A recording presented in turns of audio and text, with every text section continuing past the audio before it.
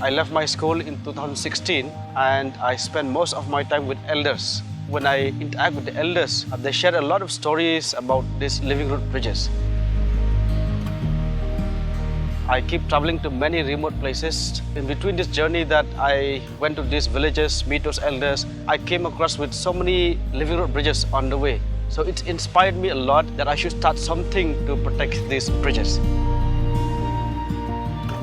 I prefer myself to be a conservationist, where I look in a different direction to promote tourism through conservation. So that's how it started, and I launched the first campaign for the root bridges in 2018, where 25 villages participate in this campaign, and about 300 young people from the villages come to volunteer with me to visit their own root bridges and join hands to preserve, protect, and multiply our Jingking Jiri.